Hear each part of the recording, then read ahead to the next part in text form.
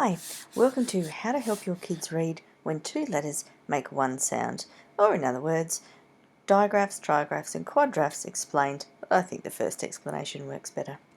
This is me. My name is Jocelyn. I'm a mum, a teacher, and I'm here to help. I'm really passionate about empowering parents to not have to rely on schools or expensive tutors to help your kids each day. So some words that we're going to come across are phoneme, digraph, trigraph and quadgraph, and it's important for you to hear these words, if not remember them, but to definitely understand the concept behind them so that you can help your kids as they're reading.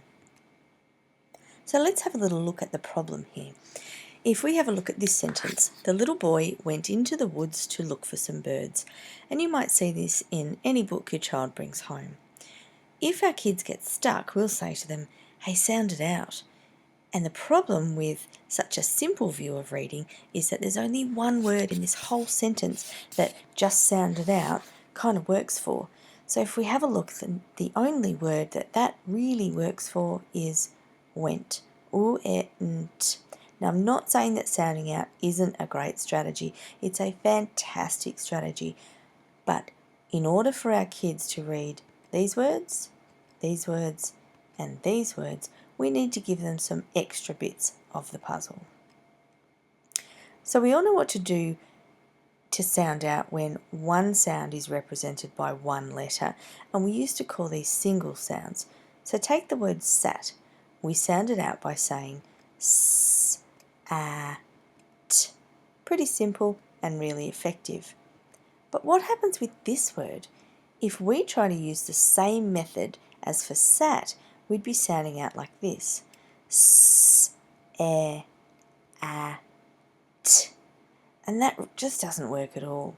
And as adults, we might remember having learnt that the E and the A work together to make E. But there is another way to think about it, so let's have a look. All words contain phonemes or sounds, and we'll call them phonemes because that's their proper name, and it will help us to understand how to help the kids. So the phoneme at the start of the word cat is k. In order to write words down, we can listen for the phonemes in the word and then write down the letters to represent them. So here's a little activity. How many phonemes can you hear in the word sat? S, a, t. So there are 3 phonemes or 3 sounds, and we represent those sounds using the letters S, A and T. So 3 phonemes, 3 letters. But what about the word seat? How many phonemes are there in the word seat? And let's sound it out. S, E, T. 3 phonemes again, but this time when we write down the letters to represent those phonemes, it looks like this.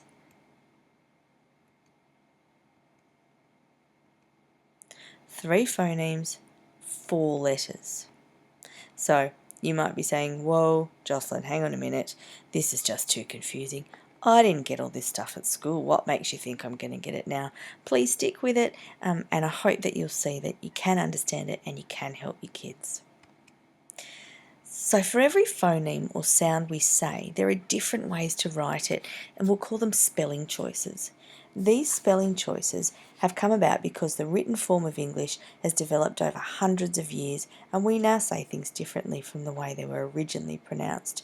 It can be a bit complex, but you can wrap your head around it. So let's have a look at the phoneme E, like we might hear in the word tree. So there can be written down as E as in he, E as in tree, E as in seat, E as in key, and E as in happy. And these are the 5 most common spelling choices for the phoneme or the sound E. Not the letter E, but the sound we can hear. And when we want to spell a word which has the phoneme E, we have to decide which spelling choice to use. When we read a word containing one of these choices, we have to be familiar enough with words to recognise that 2 E's next to each other means that our mouth should say E and not E. It's why repetition and daily practice are really important when we're teaching and learning phonics. So you'll notice that some of these spelling choices have one letter for E and some have two. When a phoneme is represented by two letters, it's called a digraph. Di means two, graph means picture. So here's a digraph, here's a digraph, and here's another digraph. So the digraph, remember, is two letters used to represent one sound. And I can hear you asking, how on earth are the kids supposed to learn all of this stuff? Well, the good news is, with good instruction and a systematic approach that introduces new information bit by bit, they can usually learn it without too much trouble. The unfortunate thing is that just by sending your kids to school, it doesn't guarantee that they're going to receive the decent instruction that will help them learn how to do it. So you viewing this presentation is even more important in the face of this. So let's have a quick review. Phonemes are the sounds we say when we speak. We can count the phonemes in words. Sat and seat both have 3 phonemes, even though they have different numbers of letters. There's 2 different ways to represent the phonemes. Sometimes this can be done using 1 letter, sometimes 2, sometimes 3, and sometimes 4 actually. A digraph is where 2 letters are used to represent one phoneme or sound. In the next video, I'm going to show you how you can help your child when they get stuck on a word. Instead of rescuing them, you can actually teach them really good strategies. But in the meantime, if you have any questions or suggestions of things that you'd like some more information about, please email me at readingsuccesswithjocelyn@gmail.com. Thanks for listening.